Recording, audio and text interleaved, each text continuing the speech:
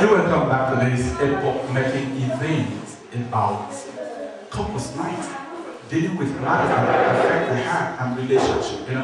Many people are really married. We have said that, but their marriage is somehow, I don't want to say hitting the rock, because they can hit the rock or a scattered, But I'm trying to say, some people that have lost the energy in the relationship, they have lost the impetus that drives them into fulfillment and completeness in relationship. Some they have already learned they started relationship with. And as a result, what we mean is people coexisting, not relating. The energy that is released by love into relationship, into marriage, seems to have gone down. And just listen to that one of the teaching and the interaction, that section. I'm sure you enjoy that. But in this particular segment, we want to take time to give a point and teach on what to do to bring back the fire of love in your marriage. But let me tell you this before I continue. We are not only dealing with people that are married and staying together. It might be a temporary relationship, it might be a business transaction, it might be a social relationship, but as far as it has to the fellow man, you have to know how to service your relationship for progress, for continuation, or for continuity in whatever you have to do. If you are married, you have to understand your wife, you have to understand and take note of most of the tips that we have our friends are going to talk about today that I know you will enjoy. We have my right side here, Sister Mary, God bless you. And we have Brother here, name this friend. We have Brother Eugene, one good guy that does good interpretation right there. We have Sister N.O.C. and Sister Vivian, God bless you, welcome. He said, praise God. Okay, this is what I want to deal with today. We understand that marriage must be worked on to keep going on. You can't just get married and after having first, second baby, you forget about yourself and expect the home to remain the same. You must tap into most of those areas of life that attract your husband and bring peace into your home. You must bring fun into your home. You must gather information either through reading or attending seminars or listening to some positive life-changing teachings like we're doing right now to help you know how to build your homes. People blame husbands when something goes wrong, and some blame wife. And some say men are bad, and some say women are bad. But I have the conviction there is no really a bad person. It depends on how you see it. Most of the things that we go through now is as a result of broken down communication. When your communication with your wife is really broken down, it becomes a problem. When you don't spend time talking to your wife, spend time and looking into most of the things you're looking into that we're going to talk about right now, then you will know that your marriage, your romance is already hitting the road. So I just want to bring maybe 1 or 2 points from anybody here that want to just tell us what you think we should do to keep the love going in the home. Anything you would like to mention so that people can also learn from it? Let's say from Sabidian. Please, Sabidian. For me, as a woman that is married, I can say what I do to keep my marriage going is to be more prayerful. Because you can have it all. There is nothing like a perfect man or a perfect woman. But by the grace of God, when you are a prayerful woman, whatever misunderstanding you have with your man, just bring it to God in prayers.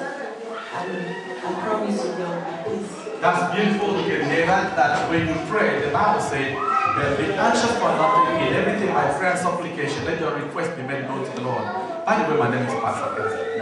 When you pray and then make your request known to God, God knows how to fix it. Or what God wants you to do is to bring it to Him. But when you bring it to God, He gives you grace to cope until it is fixed. That's what God does. When you give a car to God to fix for you, He gives you another car to be using till He finishes fixing your car. That's interesting. Who again want to say something? Sometimes when women get married, there's something that attracts a man to get into them. But after they give birth to 1 or 2, 3, 4 children, they say, now I am old and I don't have to care anymore. And then you need to every time keep yourself up to date. let your man see that attraction that started from the beginning. And that will make him to love you more and more. Because if you keep yourself so loose, then he will have opportunity to look to outside and see what is going on. But when you make yourself very comfortable, very attractive for him, then he will always keep on loving you. And know that thing, how you have to attend to him, love him, create that love, try to keep on keeping that love, let that love be growing, and he will be always excited with it. Thank you very much. That's a very good point, that you have to pick yourself up. You know what I'm saying? Because some people say, you know, I have 3 babies, I don't know how to do this again. And then which means that don't allow the little girl in you to grow old. You may grow old in age, but don't grow old in your mind. It doesn't matter how old you are, you can still look like 16, I'm saying. That's what I'm saying. So remember what she says is that keep the baby alive. Don't allow the woman to overpower the baby. The baby must always be alive. If I read inside, the outside may be 60 years old, but the inside must still be 16 years old. And that's a very good point. You see, not because your man is going to look outside, because as a disciplined man, we don't expect you to look outside, but because that is going to help you to keep your home and keep the fire of God burning on a daily basis. And you're going to be happy, because every man that the husband, every woman that the husband loves, always loving, she's always happy. You're going to live longer, you're going to stay healthier, your skin is going to look fresher every single day. You're not going to lose your hair so much, because tension make them to lose their hair, make them to get so confused and get into stress and get into hypertension, and then start having all kind of crisis, pains, stress, headache, you know what I'm saying? You know, so please keep the baby inside you younger every single time, and keep your husband not under control, but in love. Thank you. All right, you want to say something? Yeah, keep your husband, make him happy. Thank you. And then let his fire keep on burning. And anytime you have misunderstanding, try to talk it over. At least don't stay over it, because you don't know when the angel will pass by. That sounds good. All right, she had a good point. I'm sure she's a prophetess, right? Because she said, angels always pass by. Please, when your only day comes, give me my husband this way. Because she said that you have to make your husband happy. You know, keep yourself up. Make your husband happy. Be prayerful. All these points are very important, because you don't know when the angel is going to come. Oh, that sounds great, Mom. Tell the angel to meet me tonight, okay? All right. Because if you quarrel with your husband and you go to bed, remember you're going to be a grudge in your heart and you are going to sleep. A man or a woman that bears grudge overnight is like someone that has 1 bag of cement upon his head. The Lord is heavier. It gives you tension and stress, right? It's capable of giving you nightmares or bad for you will call it. So please don't sleep with anger and bitterness. The Bible says, be angry but sin not. Let not the sun go down upon your wrath. Take time and talk to your husband. But what about if your husband don't want to listen? What are we going to do? Find a way. This is the language of husband will always be. You know what I'm saying? That's a common ground we talk about that. So find your common ground and get things resolved with your husband. Maybe he will want to say, brother. Thank you. Yeah, I'm married. Sometimes if we have an issue at school, my husband is angry that he left, I call him, maybe he knows the way he answered. I know that I went to when he comes. Sometimes I always say, where are you coming from? No, I don't want to let him talk to me. Because when he talks, everything is out. And if he don't talk, for me, I feel it. I just wanted to talk to him. Please get your husband home. That's what she said right now. Don't allow the guy to be moody and be kind enough, like Mom Gibbs all the time. You know what I'm saying? They need to talk out, because the problem is discussed is problem not solved, right? So when he talks it out, you can find a way to get into his heart and get things resolved. It's very important. Remember, if you need counseling, just call 04872330. You're going to see the screen. 237. That's cool. We're going to come to you and know how to help you out. And maybe what you're going to say right now, how can you keep a home sweet going? I have a very little secret. I try to love my wife without any condition. You know what I mean? I can't say, darling, I love you because you wear high heels. But darling, I love you because you wear always your red shirt.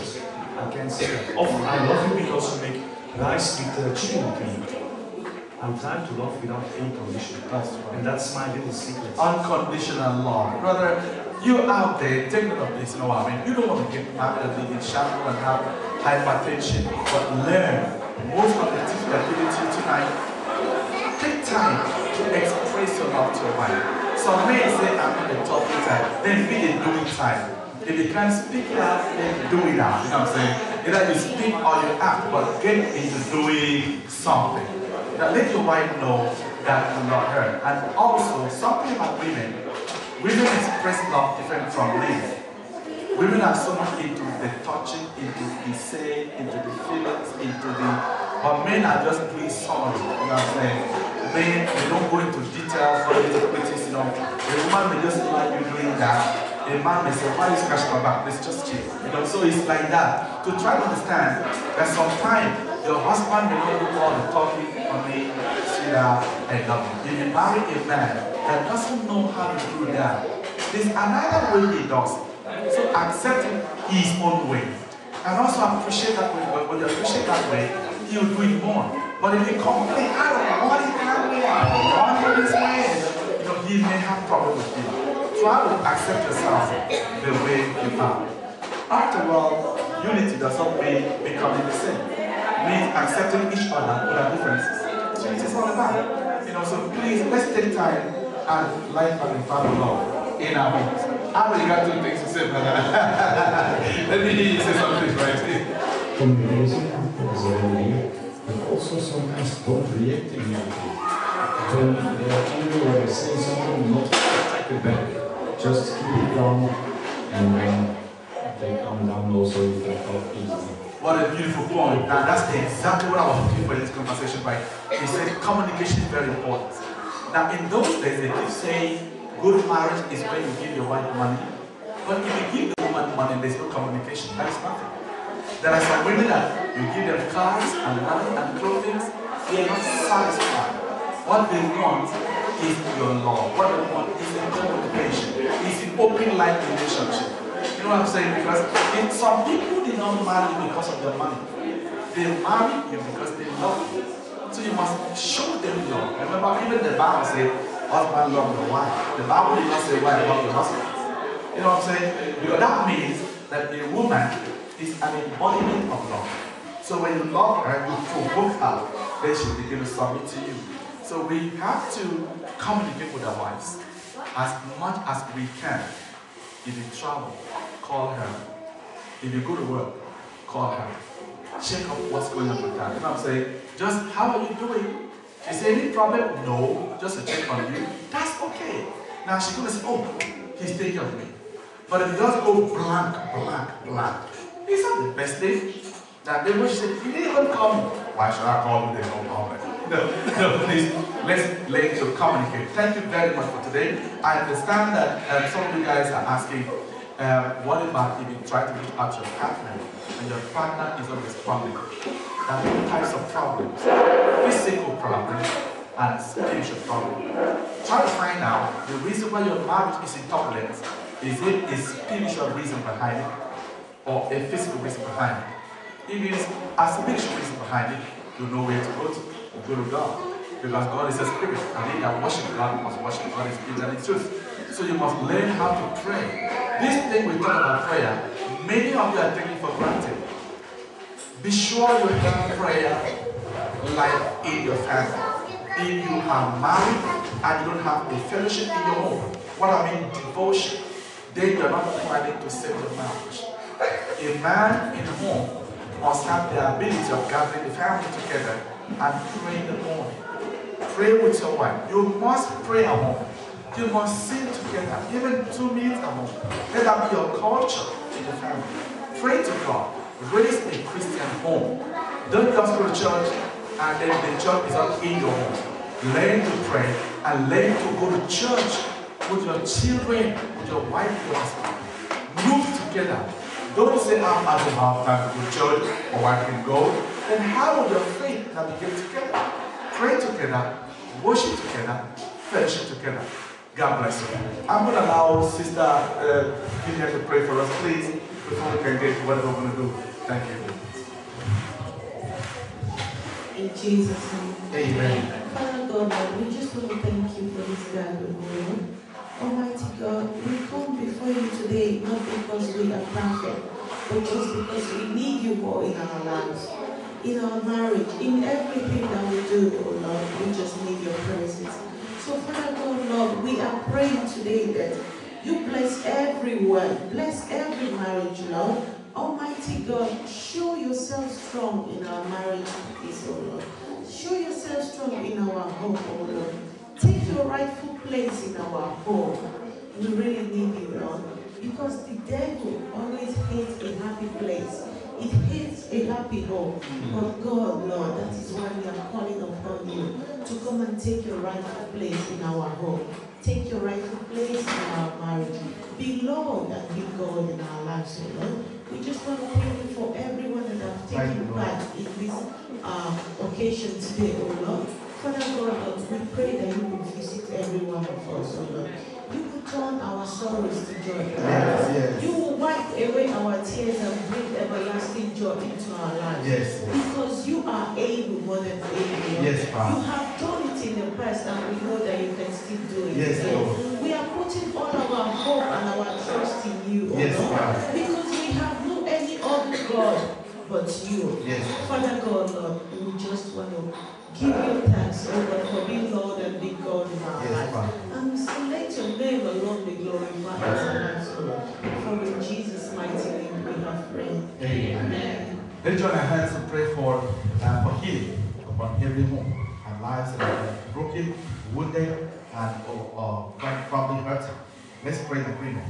Father, in Jesus' name, we speak healing into every wounded home, wounded lives, broken home, and homes that have no fulfillment, the homes that have lost their savor.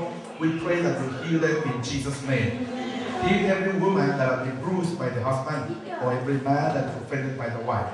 I pray for matrimonial healing and blessing today. In Jesus' name we pray. Amen. Thank you so much. God bless you. We see one time is one night of episode. I believe that God is really blessed. You see, something I want to talk about that is that you can't succeed alone. We always saw that Jesus needed disciples. The disciples needed Jesus. The Father needed the Son. The Son is the Holy Spirit. No matter where you are, I want you to attach yourself to a Bible-believing church. Go to church. A born-again preaching church. A church that knows salvation. Join any church Clinton where you are staying. And learning God's word. The Bible says faith coming by hearing, and hearing by the word of God. I don't want to live a life that is empty and void of God's grace and God's blessing. Every promise of God lives by word, and yea and amen. And the Bible says Jesus is the same yesterday, today, and forever. So I want to encourage you today, in case you don't have a church to worship, I'm inviting you especially to the prayer center for all nations, and you must try on 34 in Antioch. Come down there and learn God's word and grow in fellowship. Be part of what God is doing. Let God bless and strengthen you. If you need support or help or counseling, the number is going to be on the screen, 048-723-0237. Call that number anytime you need support, assistance, or spiritual counseling. We shall pray for you. God bless you once again. My name is Pastor Peter. Happy